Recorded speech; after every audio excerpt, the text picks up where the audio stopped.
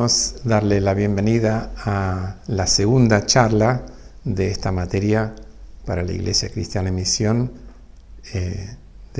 cuál es el mensaje de la Biblia. Estamos haciendo un repaso desde el principio de la Biblia, Antiguo y Nuevo Testamento, y hemos llegado a hablar y describir cómo Dios fue hilando sus propósitos de redención desde el Génesis, y terminamos con el libro de los Jueces.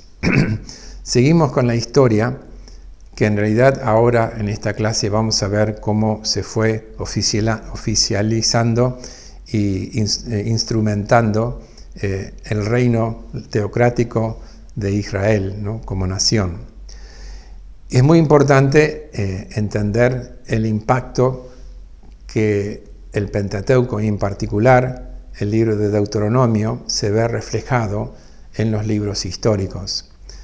Deuteronomio establece el fundamento del oficio del profeta. Leemos de eso en Deuteronomio 18, 14 al 22. Y también, en segundo lugar, el concepto del pacto es reflejado en la fidelidad de Dios de prometer a los patriarcas que Él sería el Dios de su pueblo para siempre.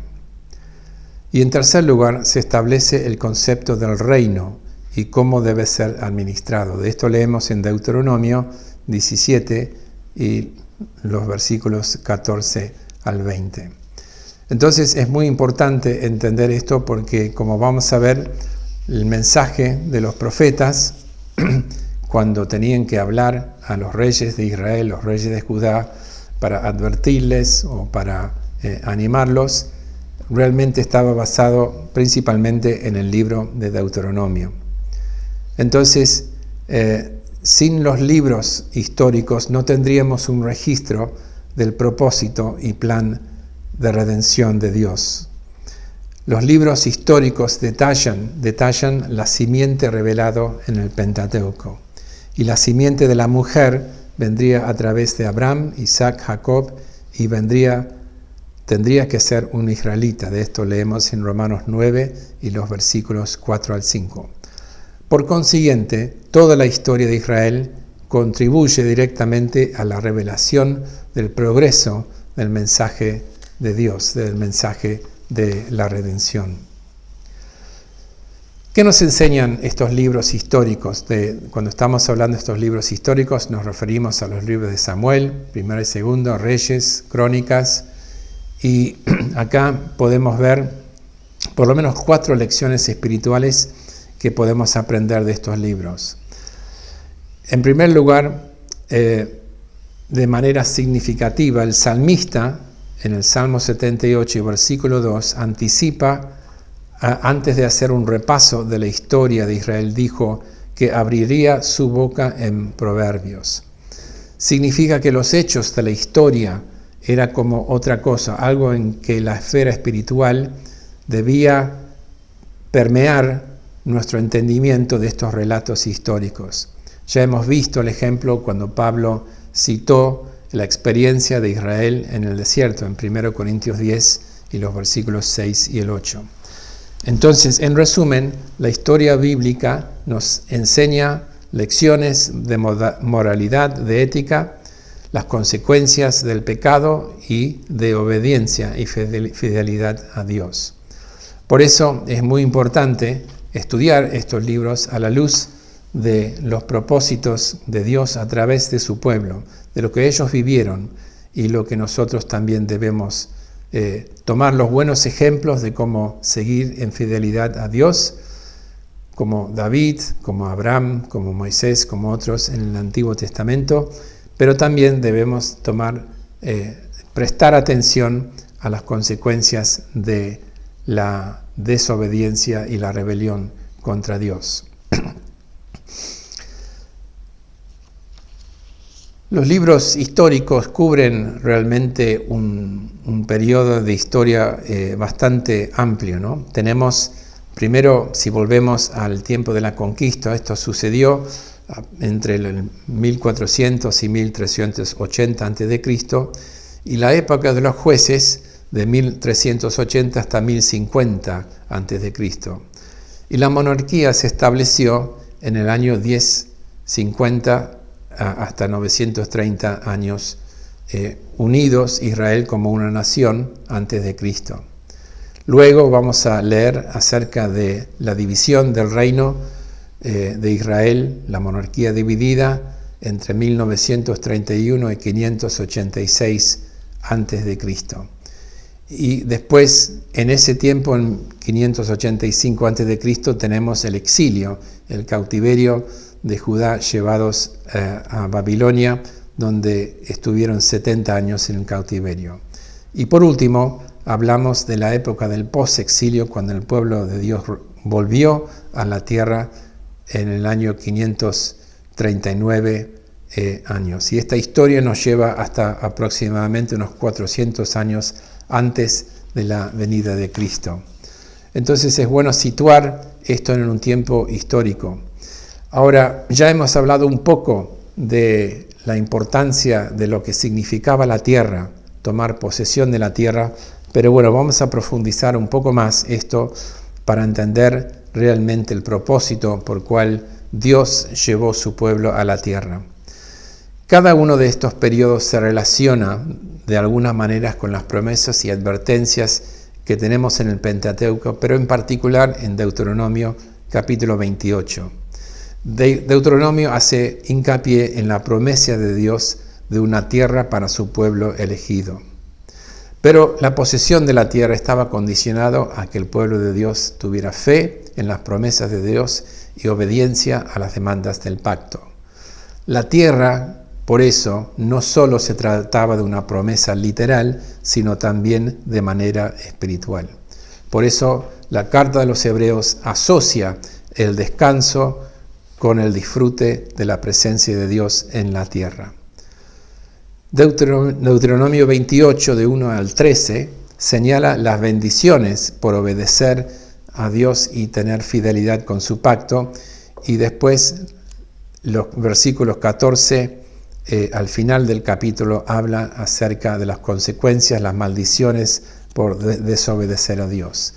Podemos ver, entonces, relacionar este capítulo de Deuteronomio con lo que pasó, ¿no?, en la historia de Israel, y donde ahí, en ese mismo capítulo, advierte que finalmente la peor de las maldiciones sería ser desterrado. Entonces, ¿cuál es el mensaje de los libros históricos? Ellos nos enseñan que Dios controla todos los tiempos, todas las circunstancias, las personas y los reinos.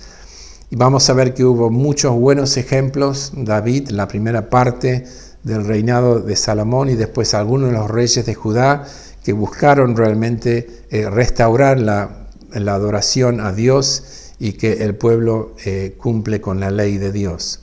Pero también vemos que, especialmente cuando se dividió el reino con Rehoboam y Jeroboam, vemos que el reino del norte se apartó totalmente de Dios. No hubo un solo rey en el reino del norte que siguió a Dios y se dejaron seguir desenfrenadamente a las prácticas y los dioses del Baal y otros dioses ajenos al Dios verdadero.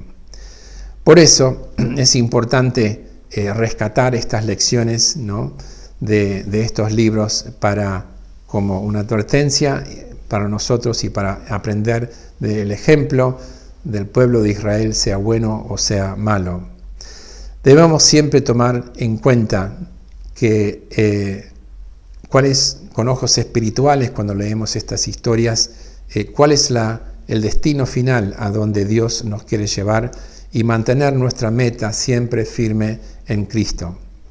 Porque Cristo un día va a volver a consumir la historia como nosotros lo conocemos y los propósitos de Dios en la redención. Por eso, si queremos seguir los pasos del Señor y ser fiel a Él, entonces tenemos que aprender a vivir en obediencia y fidelidad a Dios, dependiendo de su gracia y su amor. Vamos a ver ahora una historia que de alguna manera actúa como un puente, ¿no?, entre lo que vemos escritos en los libros históricos. Y es una historia de amor, pero también es una historia de redención, de gracia. Y se trata de la historia del libro de Ruth, que está ahí escondido entre los libros históricos. Y es muy importante ver cómo Dios manifestó su poder soberano sobre la vida de la familia de Noemí. Nosotros recordamos que el esposo de Noemí quiso irse de la tierra porque no había trabajo, no había para comer, y pensó, bueno, vamos a ir a una tierra donde hay abundancia, donde podamos estar tranquilos. Y la verdad que esto fue una decisión trágica de parte del esposo de Noemí, porque bueno, él falleció, pero también fallecieron los 2 hijos suyos, que se habían casado con mujeres moabitas. Cuando Noemí quiso volver a su tierra, insistió con sus 2 nueras que ellos volvieron a su tierra y a sus dioses. Pero una de ellas, Ruth, insistió en seguir a Noemí e ir con ella, de volver a la tierra de Israel. Y de alguna manera Ruth dijo, donde vos vayas yo iré y tu Dios será mi Dios. Entonces es muy interesante ver cómo en esta historia que está situada en una gran tragedia y malas decisiones, Dios soberanamente estaba trabajando en el corazón de Ruth y posteriormente en el ejemplo de Boaz, para que la linaje de Dios, el simiente, ese remanente de Dios esté preservado y sigue su curso en la historia. Por eso vemos como esta historia es una historia de la gracia, del amor de Dios hacia personas que, bueno, habían cometido muchos errores en el pasado, habían vivido muchas tragedias, mucho dolor humano. Sin embargo, Dios restauró la paz, el gozo a Noemí y le dio a Ruth una vida, un futuro. Y después, bueno, ella fue la madre de quien sería, de donde vendría, ¿no? David, el hijo que fue elegido por Dios para gobernar su pueblo.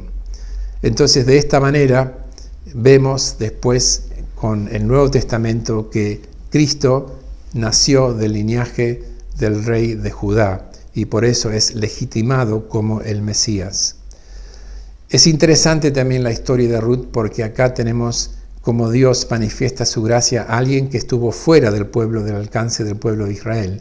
Era gentil, era una mujer moabita. Y esto también nos muestra cómo Dios tenía la intención en su tiempo de hacer que el reino, el mensaje del Evangelio se expande por todas las naciones de la tierra.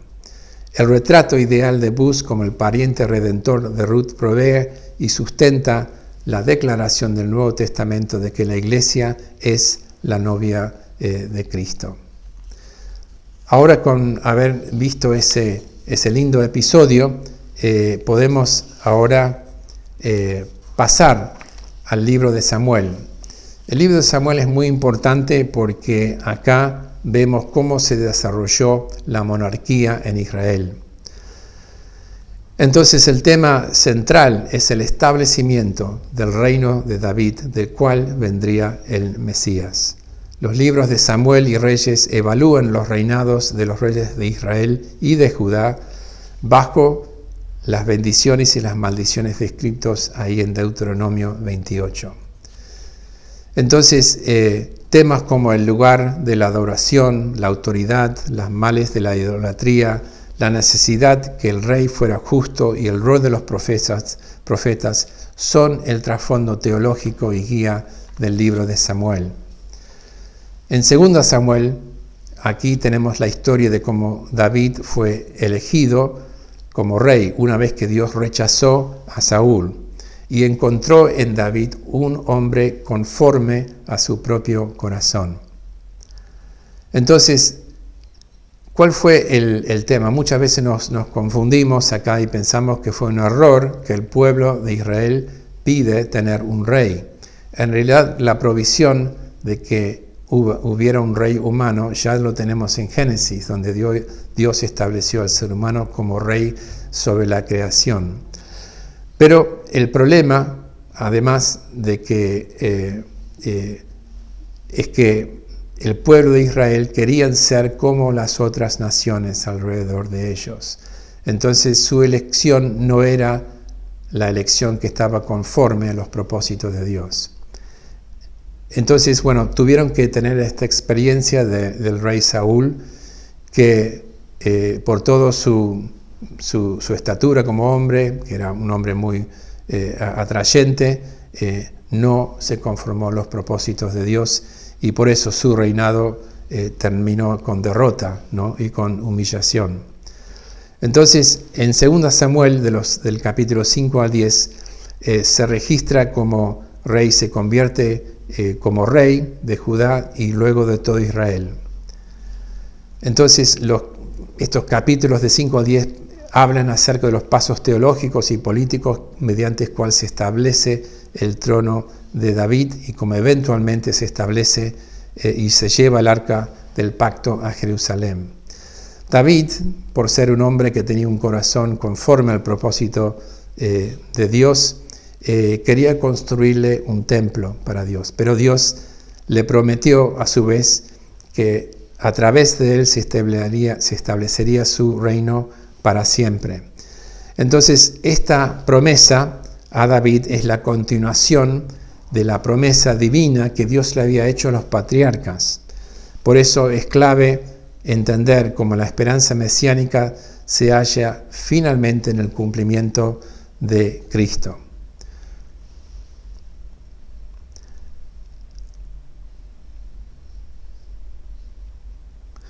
Podemos ver un ejemplo, ¿no? de esta gracia que es reflejado en la vida de David cuando él, después de sus victorias y su fidelidad pactual hacia Jonatán, demostró bondad a su nieto Mefiboset. Entonces, el libro de Samuel es importante, los primeros 2 libros, para enseñarnos estas grandes lecciones de tener cuidado de las elecciones que hacemos, ¿no? De no elegir para promover nuestro bienestar o ser como otros, sino que buscar siempre la voluntad de Dios. Por eso el pacto de David, o lo que se llama el pacto del reino, tiene una importancia muy grande acá. Los capítulos 11 al 20 describen el caos doméstico y político, consecuencia de los pecados y adulterio y asesinato de David, cuando él quiso tener la esposa de otro hombre. Entonces, los capítulos 21 a 24 forman un epílogo y proveen un cierre, ¿no?, para el libro de Samuel. Pero las razones fundamentales por cual David fue bendecido por Dios era que el Señor era su Redentor y que Él había hecho un pacto eterno con Él. Nuevamente, este tema del pacto debe resonar en nuestro entendimiento de cómo Dios sigue obrando fiel a su pacto a pesar de las idas y vueltas en el compromiso y obediencia y desobediencia de su pueblo. Esto es fundamental para que nosotros sepamos que Dios también está atado a ese pacto que ha establecido con nosotros y que si bien nosotros podemos caer y retroceder en nuestro diario andar con Dios, Él es fiel en mantener su pacto y sus promesas para con nosotros. ¿Cómo vemos Cristo reflejado en los primeros 2 libros históricos, en estos libros de Samuel? En primer lugar, Jesús fue anunciado de la misma manera por Juan el Bautista, de la misma manera que David y su reinado fue anunciado por Samuel. El Espíritu de Dios vino sobre ambos, ¿no? Y los dos hicieron obras poderosas, hablando de Jesús y Juan el Bautista. También participaron en guerra espiritual. El reinado de David está muy marcado por las muchas batallas que él tuvo que librar en contra de los filisteos y para mantener su dominio sobre el territorio. Y de la misma manera nosotros también en Cristo somos llamados a luchar espiritualmente, ¿no?, en resistir los avances del enemigo sobre nosotros y también ir hacia la meta de poseer nuevos territorios y espacios del reino de Dios, ¿no? Ambos fueron rechazados por reyes celosos. En el caso de David, con Saúl, que trató de matarlo en varias oportunidades, y también Jesús, quien Herodes trató de matarlo cuando él era bebé. Y además podemos ver que ellos tuvieron que, en un momento de sus vidas, salir y huir de donde estaban para salvar sus vidas. Leemos de esto acerca de Jesús cuando José fue advertido por el ángel para llevar a María y a Jesús como bebé a otra tierra. Ahí salió eventualmente, volvió desde Egipto una vez que Herodes había muerto. También podemos ver que ambos intercedieron por el pueblo de Dios, ¿no? De esto leemos en 2 Samuel 21-24, y también Jesús intercede por nosotros en Juan 17, ese gran pasaje que se llama la oración suma sacerdotal, donde Jesús ora por sí mismo, después por sus apóstoles y por último en los versículos 20 al 26 por nosotros. Y ambos fueron exaltados por Dios. Esto es muy importante, que cuando nosotros vivimos en humildad, en obediencia a Dios, Dios nos exalta y muestra su gloria a través de nuestra vida. Vamos a seguir ahora uniendo los libros de Reyes y Crónicas para ver algunas lecciones que podemos aprender. Muchas veces podemos pensar, bueno, ¿por qué tenemos dos relatos sobre la misma historia?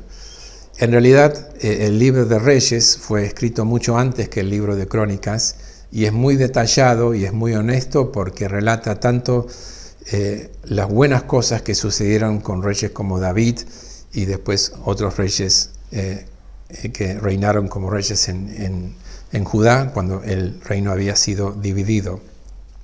Pero el libro de Crónicas también es un libro donde hay mucha edición. Fue escrito posteriormente cuando el pueblo de Israel estaba en el exilio.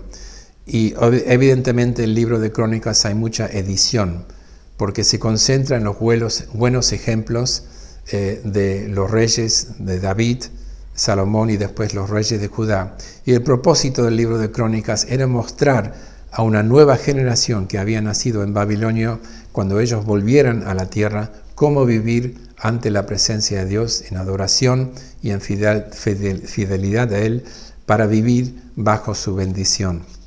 Entonces, acá tenemos una comparación de los propósitos de ambos libros, los de Reyes y Crónicas. El estilo primero es el de Reyes, que es realista, habla de lo que realmente sucedió, tanto lo malo como lo bueno. Pero Crónicas escribe de un punto de vista más idealista de cómo debe vivir el pueblo. Enfatiza Reyes el punto de vista civil, político, realmente es histórico, un libro histórico de Israel, pero Crónicas se concentra en las lecciones espirituales y morales que debía rescatar el pueblo de Dios que había nacido ahí en el exilio. El propósito de Reyes era finalmente mostrar por qué el juicio de Dios era justificado ante las fallas constantes del pueblo de Dios, ¿no?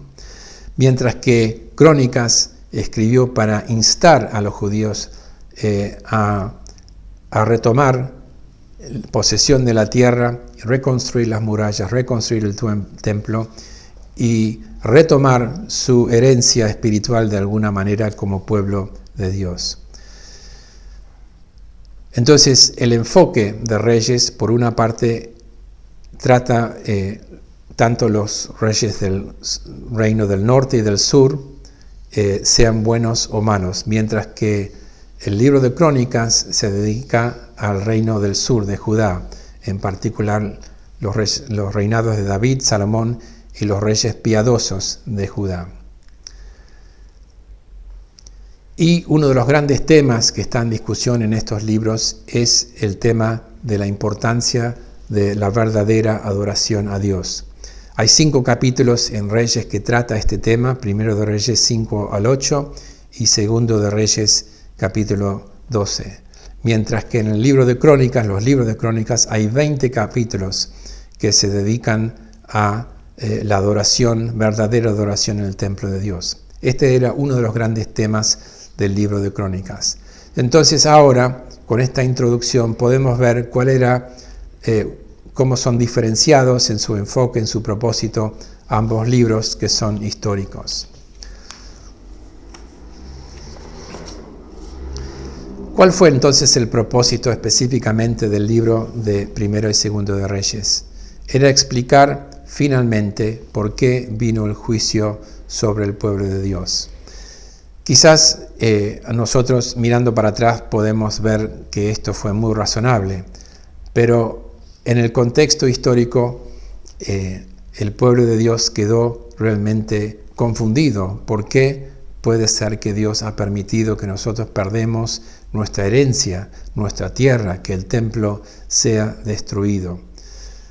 Y muchas veces nos cuesta entender por qué la mano de Dios dura viene sobre nuestra vida, por qué muchas veces tenemos que pasar por pruebas y somos disciplinados por Dios.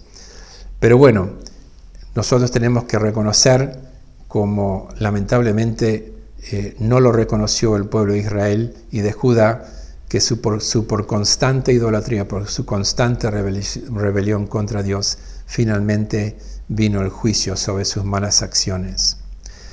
Entonces el libro de Reyes, por consecuencia, es un llamado al arrepentimiento para que Dios pudiera restaurar, en ese caso, la tierra de Israel a su pueblo. Y nosotros también necesitamos una constante experiencia de arrepentimiento por cual nosotros somos renovados y nuestra relación es restaurada con Dios. Las promesas de Dios a la familia de David continuaron a pesar de los fracasos de los hijos de David. Y esto es muy importante, entender nuevamente cómo Dios muestra su fidelidad a su pacto y su propósito de, en el tiempo, preservar un remanente de su pueblo elegido, su simiente espiritual, para continuar con el desarrollo de sus propósitos en la historia hasta la llegada de Cristo. ¿Cuáles son los énfasis entonces teológicos, ¿no?, sobre los libros de los reyes? En primer lugar, podemos decir que el pueblo fue tratado como el pueblo elegido por Dios. Dios se concentra en su pueblo elegido para trabajar en ellos, que ellos tengan un corazón para Dios, para que ellos realmente sean conscientes que no fueron elegidos porque eran algo especiales, sino que fueron elegidos con un propósito, que era manifestar en esa teocracia que debía haber sido la nación de Israel, la gloria de Dios, cómo es Dios, para que todas las naciones pudieran tener esa luz de conocer que hay un Dios que está interesado en ser su Dios también. También tenemos que ver el rol de los profetas en los libros de Reyes. Acá tenemos el ejemplo de Elías y de Eliseo, que eran dos profetas que estaban apasionados por el mensaje de Dios, mostraron su lealtad absoluta a Dios, incluso en contra de reyes como Acab, el peor de los reyes de Israel, que siempre estaba buscando exterminar los profetas de Dios. También tenemos una gran énfasis en un Dios, ¿no?, en un santuario, y la importancia de que Dios requiere la exclusiva devoción de nuestros corazones a Él, y que esto es lo que es un sello distintivo del pacto. Dios nos salva para tomarnos a nosotros como su pueblo, para que nosotros vivamos para Él en todo lo que hacemos.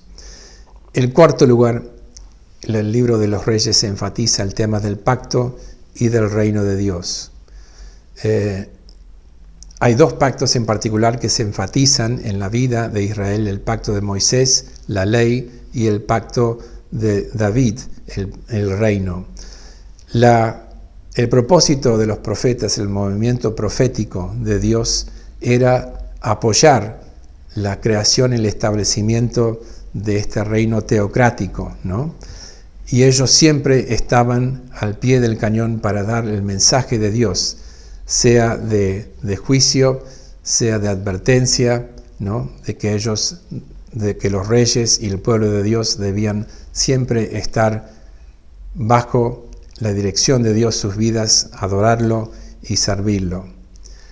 Pero también este pacto, el pacto de David, señala la importancia, lo que era, de darle esperanza al pueblo de Israel que su Mesías iba a venir para rescatarlos y para salvarlos. Entonces esta esperanza se puso por delante del pueblo para que ellos pudieran creer en las promesas de Dios. Y también podemos ver el amor de Dios por David y la paciencia que tuvo con él y con sus descendientes.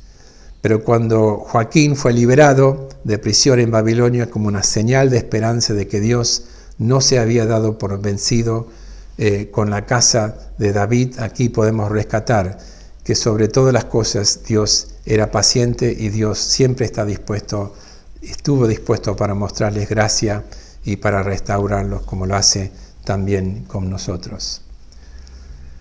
Entonces el libro de Reyes, en conclusión, nos muestra cómo la monarquía era el agente de Dios para establecer su reino en la tierra, de la misma manera que nosotros como iglesia tenemos esa misma misión de trabajar para extender el reino de Dios a través de todo nuestro servicio a Él. Es muy importante notar que los propósitos originales de cual leímos acerca en Génesis, de que el propósito del hombre era establecer una cultura, una sociedad que refleje los valores del reino de Dios, se vio en su apogeo en el reinado de Salomón. Aquí leemos que Israel bajo Salomón llegó a ser un gran poder, no solamente político, pero también económico. Todas las naciones querían hacer tratos con Israel. Y desarrolló una industria muy, muy grande, ¿no? Y de alguna manera este era un reflejo de lo que debe ser una sociedad que vive bajo la bendición de Dios. Lamentablemente, Salomón, por casarse con mujeres de otros países, de otras religiones, su corazón fue apartado de Dios y por eso finalmente su reinado fue dividido a través de su hijo Rehoboam y Jeroboam, que después se dividió el reino en dos. Por eso el libro de Reyes nos muestra finalmente cómo Dios bendijo durante el reinado de David y la primera parte de Salomón su fidelidad y cómo ellos fueron exaltados por Dios, ¿no? Para mostrar la gloria, ¿no? de lo que significa vivir bajo el reinado de Dios. Pero a su vez también nos muestran cuáles son las serias consecuencias de apartarnos de Dios e inclinarnos a adorar a otros dioses. Por eso nosotros siempre debemos leer estos libros históricos con un ojo, viendo por una parte la experiencia del pueblo de Dios en el Antiguo Testamento, pero a su vez ver cómo podemos vivir bajo la bendición cuando mostramos fidelidad a Dios, pero tomar en cuenta las consecuencias de apartarnos de Dios.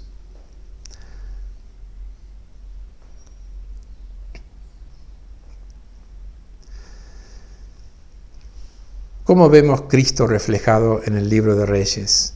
Bueno, el libro de Reyes señala a Cristo en primer lugar de que a través de la familia de David, donde él iba a venir el Mesías prometido. En segundo lugar, la monarquía y la adoración en el templo son temas centrales en la historia de los reyes de Israel. Fueron juzgados principalmente en función de su lealtad a Dios y su adoración en el templo de Jerusalén y la pureza con cual ellos adoraban a Él. Esto también se cumple en Cristo. Nuestros cuerpos ahora son templos del Espíritu Santo, que son dedicados a brindar un servicio, una vida de adoración a Dios, como leímos anteriormente en Romanos 12.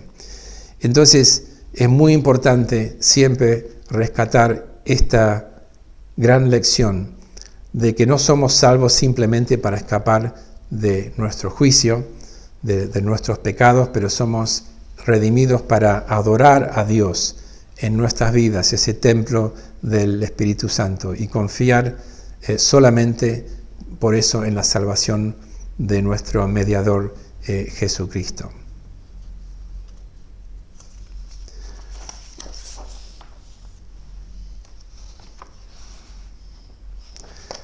Ya hemos hablado un poquito acerca del propósito de Crónicas, ¿no? Y hemos reconocido y visto que esto fue escrito en un tiempo donde el pueblo de Dios estaba desconsolado, desorientado en el cautiverio. Entonces, por eso sabemos que Dios, si bien trae juicio cuando nosotros somos impenitentes, Él también es un Dios de misericordia, un Dios de gracia, un Dios de segundas oportunidades. Y en el cautiverio esto es lo que Dios quiso dar a su pueblo. Y lo hizo también a través del movimiento de sus profetas como Isaías y otros profetas que trabajaron para animar al pueblo, Jeremías para animar al pueblo de Dios, para volver a Dios en relación basado en un nuevo pacto por la gracia de Dios, por el cual Dios iba a darles un nuevo corazón, iba a escribir sus leyes y ponerlos en su mente y en su corazón. Con esto estaba mostrando Dios que Él iba a hacer una obra profunda en la vida de aquellos que dependían y buscaban a Dios de todo corazón. Les iba a traer la justificación, les iba a renovar sus vidas por medio de la presencia del Espíritu Santo. Entonces, con esta promesa, con esta meta que Dios tenía por medio del nuevo pacto, Él trabajó, ¿no?, en la vida de su pueblo, en el exilio, para que ellos vuelvan primero a Dios de todo corazón, pero en segundo lugar, volver a tomar posesión de la tierra y vivir como su pueblo ahí.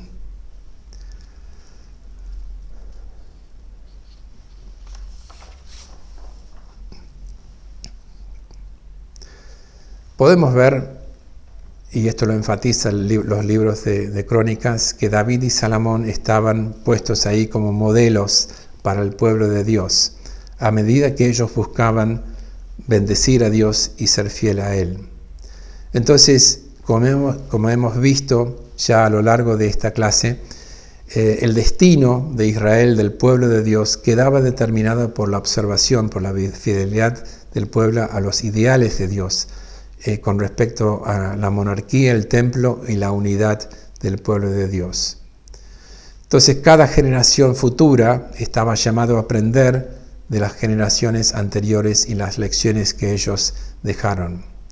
Por eso, el libro de Crónicas se dedica a los ejemplos de fidelidad a Dios para darles una noción de cómo debían volver, con qué actitud, en qué relación con Dios debían volver a tomar posesión de la tierra prometida de nuevo.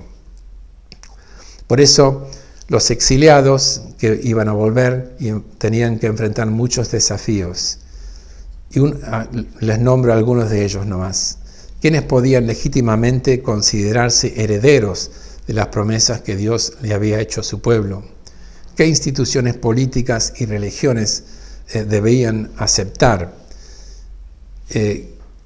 ¿Y qué debemos esperar de un nuevo rey del linaje de David? ¿Cuál es la importancia del templo en el día en que ellos iban a volver a tomar posesión? ¿Y cómo podemos hallar las bendiciones de seguridad y prosperidad para restaurar la comunidad del pueblo de Judá? Por eso estas eran las cuestiones que ellos debían enfrentar para realmente cumplir con las expectativas del libro de Crónicas. Entonces, la teología de Crónicas nos enseña que el pueblo de Dios debía volver a la tierra como el pueblo de Dios. Pero la intención de Dios era alcanzar todo Israel. Esto es la promesa del nuevo pacto, que es dirigido tanto al pueblo de Israel como el pueblo de Judá.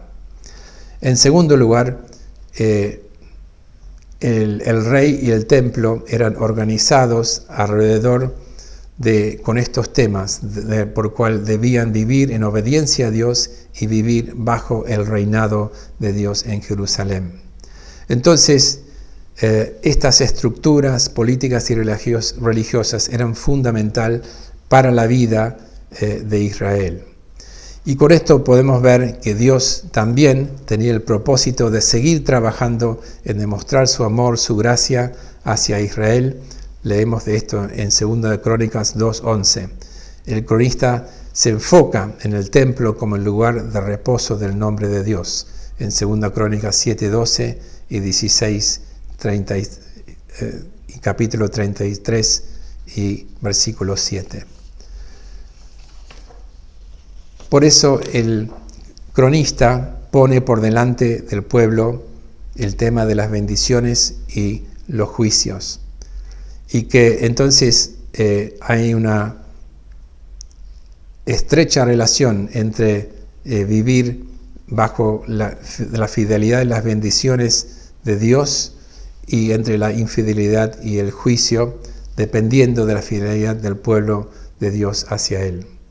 Entonces, acá rescatamos también que las bendiciones dependían de la obediencia del pueblo de Dios hacia la ley de Moisés.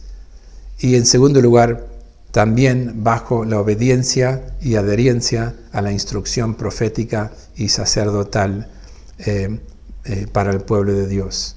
Entonces, acá podemos ver cómo los libros de Crónicas estaban preparando, ¿no?, el pueblo de Dios para retomar la misión que Dios había empezado en Génesis y que él detalla en los libros del Pentateuco, en particular de Deuteronomio, de cómo debía vivir el pueblo de Dios ante su presencia. ¿Cómo vemos Cristo reflejado en Crónicas? Y podemos verlo que en el Nuevo Testamento el ideal del cronista se haya cumplido en Cristo.